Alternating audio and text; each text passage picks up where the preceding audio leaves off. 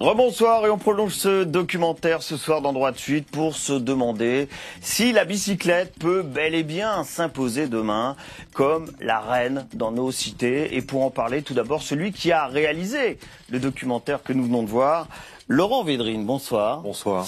Vous êtes donc auteur-réalisateur de documentaires et aussi de programmes radiophoniques d'ailleurs. Vous animez par ailleurs, on va le souligner, une association baptisée Dardar qui milite en faveur des abeilles, du miel et plus généralement de l'écologie urbaine. Et on va donc reparler avec vous de ce film, La Reine Bicyclette, que nous avons vu à l'instant. Fabienne Keller est à vos côtés. Bonsoir. Fabienne Keller. Vous êtes ancienne maire de Strasbourg, c'était entre 2001 et 2008. Aujourd'hui sénatrice du Bas-Rhin, membre du parti Agir. Strasbourg, ville la plus cyclable de France, qui entre d'ailleurs même dans le top 5 européen en la matière. On essaiera de comprendre pourquoi avec vous ce soir. En face de vous, Stijn van Osteren. Bonsoir. Bonsoir. Vous êtes représentant de l'ambassade des Pays-Bas. Les Pays-Bas souvent décrits comme le paradis du vélo. Alors on essaiera de comprendre pourquoi, bien sûr, avec vous. Et vous êtes aussi le fondateur et président de Phare à vélo. C'est un collectif de cyclistes à Fontenay-aux-Roses, dans les Hauts-de-Seine, qui a pour but de rendre la ville plus agréable en promouvant le vélo. Vous êtes aussi et surtout peut-être un fan de vélo, mais un fan de vélo néerlandais, et on verra que ça a du sens ce soir. Et puis enfin avec nous, Isabelle Le Sens. Bonsoir. Bonsoir. On vous a vu dans ce documentaire, on vous retrouve sur ce plateau. Vous êtes journaliste, consultante en mobilité, vous êtes un peu une madame vélo, hein, on peut dire les choses comme ça, avec d'ailleurs votre blog, Isabelle et le vélo, que vous mettez régulièrement à jour, hein, comme tout bon blog qui se doit. Et vous êtes également conseillère d'arrondissement dans le 15e arrondissement de Paris, et ce depuis 2014. Laurent Védrine, pourquoi ce film? Pourquoi cet amour pour la bicyclette que vous avez livré là pendant 52 minutes? Alors pourquoi D'abord, moi je suis cycliste depuis que je suis collégien. Ouais. J'avais un vélo que je cachais dans la cave parce que mes parents avaient peur que je fasse du vélo dans Paris. C'était les années 80. Et donc tous les matins, je descendais dans la cave, je prenais mon vélo et je me rendais au collège. Et ça m'a libéré, et c'était pas vraiment une passion pour moi, c'était un mode de transport, mais ça allait beaucoup plus vite que le bus.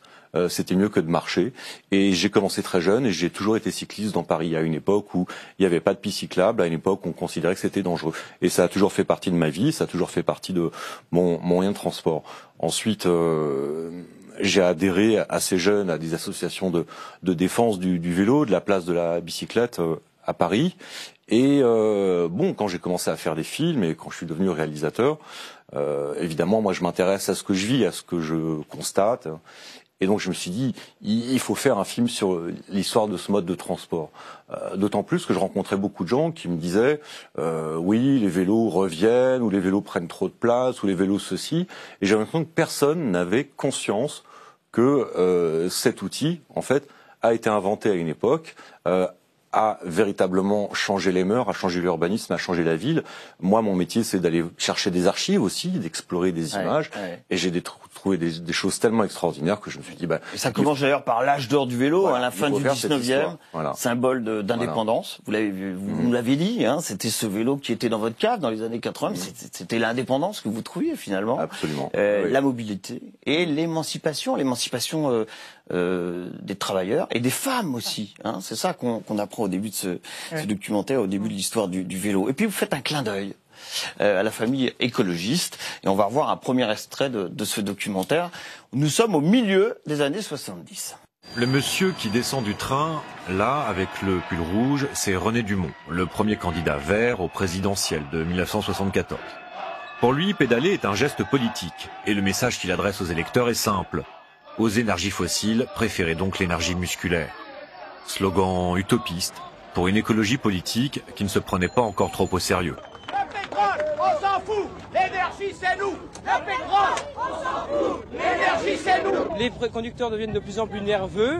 Les gens ne sourient plus dans la rue. Et moi, je suis pour la gaieté. Parce que quand on n'est pas drôle, on est triste et on s'ennuie.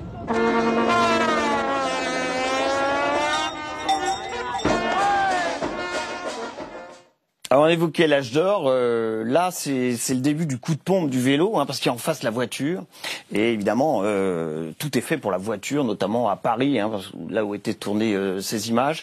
En revanche, ce clin d'œil à la famille écologiste, à René Dumont en particulier, est-ce que ça signifie pour vous que ça a une couleur politique, le développement du vélo? Est-ce que les écolos, par exemple, ont été les grands moteurs du développement du vélo depuis ces années 70? C'est ça qu'il faut comprendre? Non, je crois pas qu'il faut comprendre ça. Il faut comprendre que c'est un outil qui a une dimension politique. Et c'est un outil qui peut être clivant, et comme plein d'autres symboles, il peut être revendiqué par différentes couleurs politiques. Il se trouve que les mouvements écologistes des années 70, qui combattaient essentiellement une forme de productivisme ou l'usage du pétrole ou à la place de la voiture, ont érigé le vélo comme symbole. Ouais. Mais en fait, les cyclistes ne sont ni de droite ni de gauche. Et les villes qui aujourd'hui encouragent la pratique du vélo ne sont ni des municipalités particulièrement de droite ni de gauche. Ouais, si on regarde véritablement dans les faits, malgré l'image en fait qu'on en a de l'écolo sur son vélo et peut-être du monsieur de droite dans son 4x4. Et ça, c'est des caricatures et ça ne fait pas avancer en fait la place du vélo. Les villes qui développent le plus de vélo en France ne sont ni de droite ni de gauche. C'est vrai, ça, rapidement? Développer le vélo en vrai, ça relève d'un certain pragmatisme et donc pas d'idéologie, en fait. Ça veut dire les citoyens ont besoin de se déplacer. Il y a une aspiration à plus de silence, plus de calme, des rues piétonnes larges et agréables, etc. Il y a une aspiration à nouveau quand même à ce que les jeunes puissent se déplacer tout seuls. Il y a des problèmes de finances des foyers aussi, tout simplement, et des choses comme ça. Et finalement, le pragmatisme... Et ces aspirations-là n'ont pas de couleur politique, selon vous, particulièrement? Si, ça, plutôt, mais pardonnez-moi, parce que je ne veux pas en faire un dogme non plus, bien sûr, bien entendu, mais ça... plutôt une coloration de droite, en réalité, le pragmatisme, alors que la gauche aurait plutôt, mais il faut absolument pas généraliser, bien sûr, surtout pas même, plutôt une coloration idéologique préalable. Mais on a des contre-exemples. Hein. Bon, Fabienne Keller, un avis rapidement sur cette question. Ça a traversé les sensibilités, puisque c'est Pierre Pflimlin, un centriste, qui écrit le premier plan vélo, qui a permis, on va y revenir, en fait, de maintenir le vélo. Il a jamais vraiment disparu. Et après, à travers les alternances, une vraie volonté d'adapter la ville au vélo, d'être accueillant pour le vélo. Voilà, exactement. Pour les raisons que vous indiquez, parce que c'est pas cher. C'est quand même un mode de transport accessible, qu'il est moins encombrant. Il prend à peu près 6 fois moins d'espace dans la ville à travers ses aménagements que la voiture. Et puis il offre une forme de liberté pour les jeunes, comme vous au fond. Cette liberté initiale, elle est assez fondamentale parce qu'elle permet à chacun de s'adapter à ses cours, à son travail, à ses loisirs. Alors vous évoquiez Pierre Pflimlin, ça a été le maire de Strasbourg qui a eu une idée, fait du benchmarking marketing avant l'heure, c'est-à-dire d'aller comparer ce qui se passait en dehors de nos frontières pour essayer de trouver des idées pour sa ville, Strasbourg. Et où a-t-il été? Mais il a été aux Pays-Bas. Deuxième extrait de ce documentaire, et on en parle juste après, justement, du vélo aux Pays-Bas. 8 millions de bicyclettes pour 14 millions d'habitants, record du monde absolu pour les Pays-Bas. Là-bas, tout le monde ou presque possède son vélo. Le cycliste néerlandais, et son originalité tient à cela, possède d'instinct la mentalité deux roues. Car le néerlandais n'utilise pas son moyen de transport comme raison sociale. Aux Pays-Bas, rouler à vélo ne fait pas pauvre. Celui qui prend un vélo pour aller à son travail ne passe ni pour un fauché, pardonnez l'expression, ni pour un original, c'est toute la différence. Voilà, c'est toute la différence, nous dites-vous dans votre film, 8 millions de bicyclettes pour 14 millions d'habitants à l'époque, et là on est au milieu à la fin des années 70, on est en 1978. Expliquez-nous ce qui se passe entre le vélo et les Néerlandais, cet amour du vélo aux Pays-Bas, comment on l'explique, cette exemplarité des Pays-Bas en matière de vélo? Pour l'expliquer, en fait, c'est une question politique, c'est une question d'énergie. En 73, on a eu le problème du choc pétrolier. Comme en France aussi, on n'avait plus le pétrole, on ne pouvait plus conduire en voiture, donc il fallait faire quelque chose d'autre. Il y a eu aussi une grande résistance. Le peuple en a eu assez des accidents à vélo, notamment beaucoup de jeunes. qui sont morts parce qu'ils rentraient en collision avec les voitures. Et tout simplement, la voiture encombrait trop les villes. Et il y avait une envie d'une meilleure être dans la société. Et c'est face à tout ça que notre gouvernement de l'époque a dit il faut quand même qu'on fasse quelque chose parce qu'on est trop dépendant du pétrole. Et puisqu'on n'a pas le pétrole, faisons quelque chose, développons ce vélo avec un plan vélo comme Madame Elisabeth Borne le fait aujourd'hui en France. Et ben ça a marché parce qu'il y a eu des villes pilotes qui ont été menées en 1974 à Tilburg et à La Haye. Et ensuite, on a généralisé ce projet avec un budget qui était nécessaire pour ça. Et puis, nous voilà aujourd'hui, 45 ans plus tard, dans un pays qui est devenu le pays du vélo. Et juste pour réagir à ce qui était dit dans le documentaire, j'ai beaucoup aimé cet extrait quand le commentateur disait que on a le vélo dans l'instinct aux Pays-Bas. Mais il faut vraiment bien comprendre que c'est grâce à une décision politique que ça a été possible. Ce n'est pas une question culturelle. Ce n'est pas la culture qui tout d'un coup est devenue une culture de vélo. C'est parce que le gouvernement a dit il faut être plus indépendant du pétrole. Il faut développer un mode de transport qui est plus économique, qui est plus indépendant, qui est plus automobile finalement. Et c'est pour ça qu'il faut le développer. Je suis très content que ça marche et que c'est en train de marcher en France également. Alors à Strasbourg, on l'a importé ce modèle. Donc un de vos prédécesseurs, Pierre Fimelin, donc l'a importé. Concrètement, ça s'est mis en place comment à Strasbourg, qui fait figure d'exemple cette fois à l'échelle française? Oui, alors à Strasbourg, il y a des choses très concrètes. Un cycliste, il faut qu'il puisse se déplacer. Donc c'est la question des pistes cyclables. Et le service de la voirie, le service technique, a l'habitude, pour chaque aménagement qu'il fait dans la métropole, d'intégrer la piste cyclable, ce qui est maintenant imposé par la loi, et depuis des décennies, au fond, devenu naturel. Et aménagement après aménagement, ça finit par faire un réseau de pistes cyclables intéressant. Le deuxième sujet pour le cycliste, c'est de garer son vélo. Les immeubles récents, ou les immeubles anciens d'ailleurs, n'ont pas toujours des garages à vélo. Et bien garer son vélo, ça veut dire être sûr de le retrouver le lendemain. Si je suis pas sûr de retrouver mon vélo, alors je ne m'en sers pas au quotidien. Et nous avons développé des stratégies de parking à vélo gratuit. Et la surprise, intégrée dans les parkings automobiles, mais dans les meilleures places, au rez-de-chaussée, sous le regard du gardien du parking. Et la surprise, c'est qu'il y a eu un usage diurne la journée. Parce que je vais à l'université, je vais au travail et donc je gare mon vélo. Et puis un usage nocturne pour tous les voisins qui n'avaient pas de possibilité de garage du vélo chez eux de manière sécurisée. Et puis pour les cyclistes entraînés, c'est aussi assez important d'avoir son vélo sec le matin. Parce que s'il est garé à l'extérieur, à la saison, là en ce moment, il est mouillé, il est froid, parfois même couvert de neige. Donc c'est pas très agréable. Et le fait qu'il soit au sec, qu'on puisse s'habiller tranquillement, éventuellement mettre sa veste, ses gants, avant de faire son circuit, c'est important. Donc piste cyclable et parking.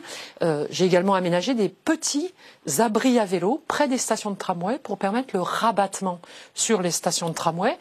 Et à la gare de Strasbourg, 2000 places de vélo, une petite partie payante, un tiers, et le reste accessible à tous pour cette intermodalité qui est très utile, vélo, train ou transport lourd, c'est l'idée du rabattement en vélo. En vélo, on peut faire 3, 4, 5 kilomètres. C'est beaucoup mieux que la marche à pied. C'est complémentaire de la marche à pied. Et ça permet de rejoindre un mode de transport qui vous fait faire des distances plus longues. Strasbourg, donc, championne toute catégorie en France.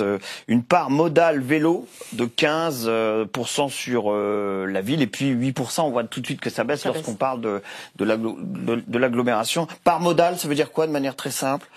C'est la part, c'est les modes de déplacement, donc ou de transport. Ouais. Déjà, on joue sur les mots un peu en disant ça, mais enfin, ça veut dire il y a aller à pied, aller à vélo, aller en 2 roues motorisées, aller en automobile privée, puis après on peut développer en transport en commun, je ne sais pas si je l'ai dit. Métro. La part modale à Amsterdam, 40%. Du vélo, part modale du vélo. Du vélo à Amsterdam. C'est pour donner un... Dans le centre, c'est 55% même.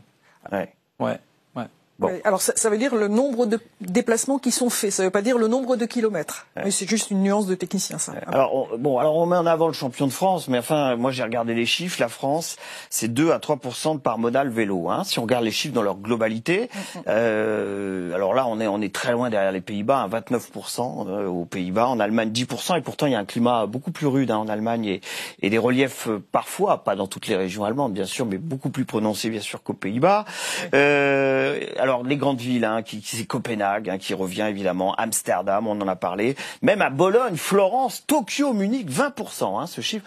Là, Tokyo, c'est un chiffre assez surprenant. On a fait, semble-t-il, ce qu'il fallait sur place pour développer le vélo, 2 à 3% de part modale seulement en France. Qu'est-ce qui va pas? Pourquoi on n'arrive pas à avoir des taux plus élevés que cela en France? Est-ce que vous avez identifié vous vraiment des points de blocage très très concrets là? Écoutez, voilà, moi je ne suis pas responsable d'aménagement de voirie. Ouais.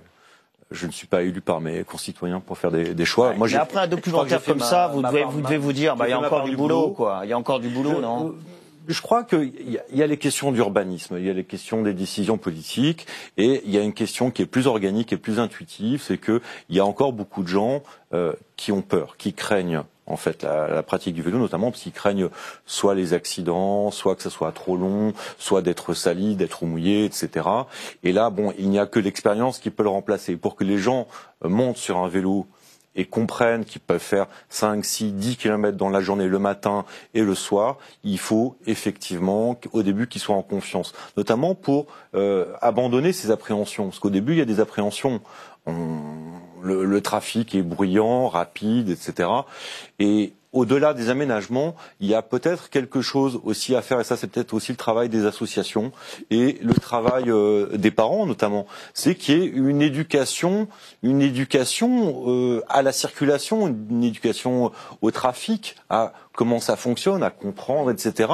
Le permis de conduire des voitures, c'est bien, mais ça sert plus à grand-chose aujourd'hui pour les urbains des hypercentres. Ouais. Donc il faudrait aussi une éducation à comprendre ce type de mobilité pour que les gens gagnent en confiance. Moi, je crois que c'est quelque chose qui est important. Où est-ce qu'on en est aujourd'hui? Est-ce qu'il faut se dire, en France, c'est le verre à moitié vide ou c'est le verre à moitié plein? Heureusement, on en est là, et c'était pas gagné parce qu'il y a 20 ans, le vélo était en perdition par rapport au mode de transport. Ou est-ce que, au contraire, il faut se dire, oh là là, il y a encore énormément de travail et on est bien en retard sur le sujet? Il y a des choses très positives à faire. Par exemple, vous évoquez les enfants. Je pense qu'il faut vraiment que le Premier ministre vient d'annoncer un plan sécurité routière. Je crois qu'il faut que dans toutes les villes, les pistes de sécurité routière soient réactivées et que le vélo soit utilisé pour se déplacer et s'initier au code de la route. Mais à l'occasion, les enfants pourraient apprendre à maîtriser un vélo, ses points de sécurité. Autre chose, c'est important en ville de donner des avantages au vélo. Et moi, à Strasbourg, j'ai mis en place le tourne à droite, c'est-à-dire l'autorisation pour le vélo au feu rouge, systématiquement, de tourner à droite, à condition de respecter le piéton qui traverse perpendiculairement. Ainsi, le vélo est plus libre. C'est le cas aussi pour les contresens, qui ne sont pas toujours très appréciés des automobilistes, pour que le vélo ait accès à plus de voiries, parce qu'il est moins encombrant que l'automobile. Et puis, je pense qu'il faut qu'on soit plus ludique sur le vélo. Par exemple, moi j'ai pas le temps, mais je pense que ce serait très utile, je sais pas ce que vous en pensez, madame, de lancer un blog sur les vêtements adaptés au vélo. Ah, oui. Moi, je pratique beaucoup le vélo, donc je suis assez spécialisée sur les manteaux qui recouvrent assez bien, pour qu'on soit correct même en tenue un petit peu de soirée, ou les robes chic mais un petit peu souples, parce qu'en vélo, si vous avez une jupe raide, c'est pas possible. Quoi. Donc, il y a aussi une dimension un peu ludique pour s'adapter. Comment je fais pour répondre au problème de la pluie, qui est quand même l'ennemi principal du cycliste? Quelles astuces j'ai trouvées? Bon, moi j'en ai une, par exemple. J'ai toujours un chiffon dans mon panier. Alors, pour la première fois, on vient de m'en piquer un, parce qu'il faut essuyer la selle et les poignets quand on remonte sur son vélo et qu'on l'a garé. Il y a aussi des choses très ludiques, et on voit apparaître maintenant des blogs un peu d'usagers, fans. Il faut que ce soit quelque chose d'agréable et pas seulement une lutte d'un mode de transport contre l'autre. Ça doit être un mode de vie, un mode de déplacement plus convivial, plus cool, qui permet de voir la nature. Ce qui est chouette en vélo, c'est qu'on voit le paysage, on voit les saisons, on voit les gens. Et on oui, peut c'est ce qui est largement mis en avant dans votre film. Et puis on peut s'arrêter, bavarder avec quelqu'un, bien entendu, faire demi-tour, pousser le vélo sur le trottoir pour aller ailleurs. Enfin, ça donne une très grande liberté. Quel est votre regard, vous, sur le développement du vélo en France? J'ai vu quelque part dans votre biographie en préparant cette émission, vous avez dit je suis passé du paradis du vélo, donc les Pays-Bas, à l'enfer du vélo, la France. Bon, c'était il y a 25 ans. Comment vous mesurez le chemin parcouru en France, justement avec ce regard d'un Hollandais, pays où le développement du vélo a été vraiment une réalité depuis maintenant 40 ans, là. Il y a un sacré chemin qui a été parcouru et je suis très content de l'avoir découvert depuis 1996. Ça a commencé par la loi Laure qui a été instaurée en 1996 par Corinne Lepage. Et c'est une loi, c'est bien pour les téléspectateurs de le savoir, qui oblige chaque commune qui rénove, aménage ou réaménage une partie de sa voirie de mettre en place un itinéraire cyclable. C'est le terme technique. Et donc ça veut dire que dès que vous faites une petite route ou vous le refaites, vous mettez en place un itinéraire cyclable. Et l'idée de cette loi, c'était de faire en sorte que petit à petit, les villes françaises puissent devenir comme les villes cyclables néerlandaises sans imposer de trop grosses contraintes, parce que quand vous le faites à fur et à mesure que vous refaites vos rues, c'est plus facile à améliorer la situation. Et puis, il y a eu les plans vélos, bien sûr, Strasbourg, la bonne élève. Il y a eu les vélos jaunes à La Rochelle. Et puis, il y a eu Vélib en 2007 qui a véritablement donné le coup d'accélérateur à l'utilisation du vélo à Paris, parce que ça a permis aux gens d'essayer le vélo de façon spontanée, pour voir si ça peut améliorer leur quotidien. Et du coup, ils ont pris goût au vélo. Et aujourd'hui, nous avons beaucoup plus de cyclistes que de Vélib. Alors, Vélib, le nombre. On va revenir 10 ans en arrière. Extrait à nouveau de votre documentaire. L'idée, c'est pas de garder votre vélo longtemps. L'idée, c'est vous le prenez, vous en avez besoin une demi-heure, une heure et demie, vous le relaissez, vous laissez d'autres en profiter, et vous aurez plein de stations. Et donc vous pourrez en reprendre un autre à un autre endroit. C'est une idée révolutionnaire, un peu comme le vélo a révolutionné les comportements à la fin du 19e. Là, on voit bien que les comportements urbains sont complètement révolutionnés et qu'on voit apparaître ce qui va devenir probablement les comportements généraux dans les décennies qui viennent, c'est l'usage au lieu de la propriété. Alors voilà, ça a été c'est décrit comme cela par un des intervenants de ce film comme révolutionnaire. Le mot est fort. Il y a eu le vélo aussi avant à Lyon, et puis donc le fameux Vélib il y a 10 ans à Paris. C'est vraiment révolutionnaire cette initiative qu'a prise Delanoë à Paris. Oui, parce que à partir de ce moment-là, ça ne venait plus des écolos. L'idée du vélo, au fond, c'était plus marginal. C'était une société capitaliste importante, de publicité, etc. Et ça, effectivement, donc ça n'a plus pu être considéré comme chose marginale par le monde politique de tous bords. Au fond, c'est devenu un élément central. Qui a vraiment incité de manière très très très notable les Parisiens à faire du vélo. Les Parisiens sont extrêmement nombreux, donc pour que ça se voit dans les pourcentages, il faut quand même mettre le paquet. Ouais. Et par contre, ça a mis le vélo dans le paysage. Ça, c'est très très très clair. Moi, en tant que cycliste, au-delà des quantifications et des études, j'ai véritablement vu une augmentation de la pratique du vélo à cette époque-là, avec beaucoup plus de gens sur les pistes cyclables qui existaient, beaucoup plus de cyclistes dans le trafic, avec effectivement une opposition aussi grandissante d'un certain nombre d'automobilistes, parce que il y avait ce qu'on appelle des néocyclistes, c'est-à-dire des gens qui n'ont pas l'habitude de conduire un vélo en ville, qui n'ont pas l'habitude du trafic automobile. On s'est beaucoup opposé à ces fameux vélibistes, comme s'ils n'étaient pas des cyclistes, comme si c'était une espèce d'espèce à part, alors que ça a quand même 2 roues, une pédale et un guidon. Mais on a véritablement vu un changement important, et on sait que beaucoup de gens, grâce au Vélib, ensuite se sont achetés un vélo, ont ressorti les vélos de leur cave, les ont fait réparer, parce qu'ils se sont dit, mais c'est incroyable, c'est génial, je suis en 25 minutes à mon bureau, au lieu de m'entasser dans les transports en commun, ou de prendre ma fichue voiture que je n'arrive pas à garer. Et donc, vraiment, ça a eu un effet notable. Aujourd'hui, on est presque même dans une autre étape. Aujourd'hui, c'est une évidence Et il y a même un développement d'encore plein d'autres modes, je veux dire, les triporteurs, les vélos électriques, etc. Oui. Enfin, il faut qu'on en parle aussi, parce qu'on... Vous en avez parlé. On a peu de temps, mais vous l'avez dit, c'est important. Vous avez Ce qui est clair, c'est que ça a changé la culture, et dans des villes où le vélo avait presque disparu, était devenu très très marginal, ça a remis le vélo, comme vous venez de le dire, dans la cité. Le vélo qui roule et puis le vélo stocké aussi. Ils ont été visibles, ils étaient dans plusieurs villes assez pimpantes. Non, puis le fait que ce soit plus un objet personnel, mais pour le coup, ça devient collectif. Oui, alors à Strasbourg, il y a aussi un équivalent. Oui, il y a un système équivalent, mais qui a été mis en place beaucoup plus tard, parce qu'il n'y avait pas le même besoin. Et puis, il faut le ramener au point de départ, parce qu'en fait, il y avait le risque que ces vélos, au fond assez pratiques, parce que vous les entretenez pas, se substituent à la masse énorme de vélos dont les gens sont propriétaires. Et les autres villes françaises aujourd'hui ont le sujet de, si on veut progresser dans la part des déplacements, faire progresser le vélo, il faut que les gens soient aussi propriétaires. Parce que un vélo quand même dont vous êtes propriétaire, c'est pas très cher. Et puis, vous l'adaptez à votre taille, la selle, le guidon, même le type de vélo. Un vélo très robuste si vous êtes un peu, si vous avez des choses à porter. Un vélo plus fin, plus léger si vous faites des grandes distances. Ah oui, puis on peut s'identifier à travers son vélo. C'est son vélo. Voilà, on se l'approprie, on le soigne. Aux Pays-Bas, ça marcherait, Vélib, ça marche. Il y a des initiatives de ce type. Ou alors vraiment, on a son vélo et justement, on identifie son vélo et on tient à avoir être propriétaire de son vélo. Aujourd'hui, effectivement, c'est le problème pour ce genre d'initiative, notamment les vélos free floating, comme on dit, ces vélos en libre service que vous trouvez aujourd'hui à Paris et dans des villes françaises aussi. C'est que chaque Néerlandais a déjà 1,3 vélos. Oui. Donc chacun a son vélo pour faire le sport, son vélo de déplacement, son vélo pas cher qu'on peut laisser dans la route sans trop prendre le risque.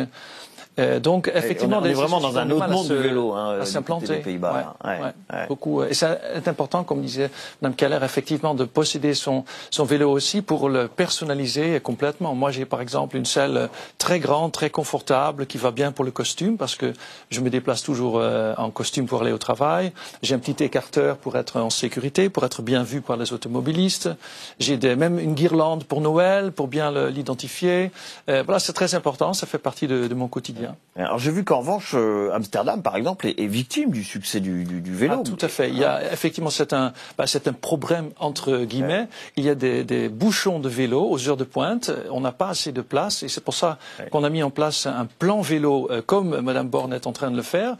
Et la deuxième mesure de ce plan, c'est il faut plus de place pour les vélos, tant sur les pistes que dans les parkings à vélo. À Utrecht, il y a même le plus grand parking pour vélo au monde avec 12 500 places et je crois que ça va tripler d'ici quelques années parce que les vélos sont absolument partout dans les rues, devant les magasins.